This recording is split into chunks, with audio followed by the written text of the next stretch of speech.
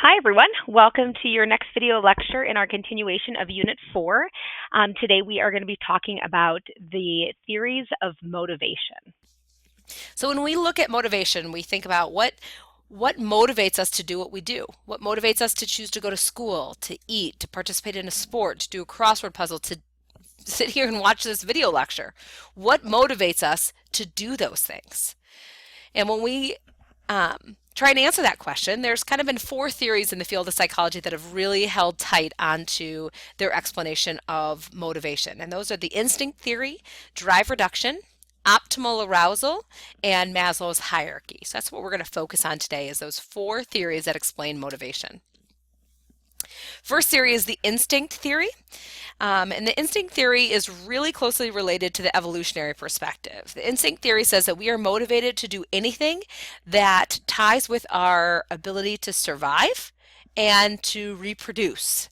And so all of our behaviors tie back to one of those two things. So we might be motivated to go out and make friends so that we have a group of friends to help us survive. It's an instinct to be around people.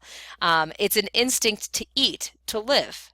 It's an instinct to go through all the drama that happens with relationships in order to have a relationship so that you can reproduce and pass on your genetics. So instinct theory says that we are motivated by our natural instincts to survive and to pass on our future generation. Second theory is drive reduction theory. And in drive reduction theory, we have a need, and then we have a drive because of that need, and then we do a drive reducing behavior in order to address that need. So this looks very biologically. And so in the drive reduction theory, what it's saying is that our body somehow gets out of what's called homeostasis. And homeostasis is our internal balancing system. So let's say we get really hungry. When we're really hungry, our body is out of homeostasis. We're hungry.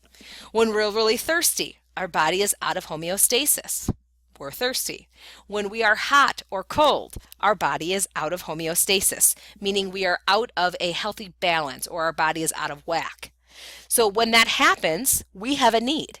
We are thirsty, we have a need to get water to get our body back into homeostasis. When we are hot, that knocks our body out of homeostasis, so we have a need to cool down. So that need leads to a drive. Okay, a drive is to go do something in order to bring our body back down to homeostasis. So it might drive me to turn on my air conditioning. It might drive me to go for a run to get my body temperature up. It might drive me to go to the grocery store to buy some food. It might drive me to go walk around and try and find a water fountain. And then I actually do that behavior to reduce that drive that I have, reduce that need, and to get myself back to homeostasis. This theory does a nice job of explaining what motivates us to do things that fulfill homeostasis in our body or physiologically. So what drives us to eat, or what drives us to drink, or what drives us to get our body temperature intact. That's where drive reduction theory really is its strength. The next theory is called optimal arousal theory, and kind of an extension off that is the Yerkes-Dodson Law. And the optimal arousal says that we need to have a healthy balance of arousal, that we don't want to be too bored, we don't want to be too stimulated, we don't want to be too calm, we don't want to be too crazy, we don't want to be too alert, we don't want to not be alert, we don't want to have too much stress, and we don't want to have no stress. That there is what's called an optimal range of stress, an optimal range of arousal, that when we experience that optimal range, our performance is at its peak. When we are too alert, our performance tends to decrease. And so we do behaviors in order to reduce our alertness so we can get into that optimal range. When we are really bored, our performance is not going to be as high, so we are motivated to do things to be less bored and be more stimulated so we can get to that optimal arousal range. When we are really stressed, We do things in order to reduce our stress so we can get to that optimal arousal of amount of stress that we have so that we can perform at our highest peak. And so we're constantly motivated by a desire to maintain this equilibrium of stimulation from the outside world.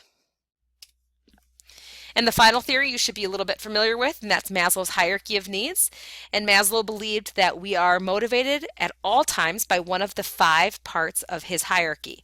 So at any given moment in time, wherever it is that we are at on that hierarchy, so if we've fulfilled our physiological needs and our safety needs, at that moment in time, we are motivated or driven by our love and belongingness needs. And so that might explain why we do something.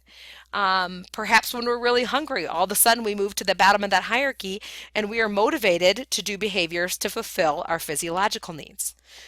Or we are motivated by behaviors to fill our esteem needs. That at any given time, whatever it is that we're doing is motivated specifically by trying to fulfill one of the portions of his hierarchy of needs. That is it for today. I hope you all have a wonderful day.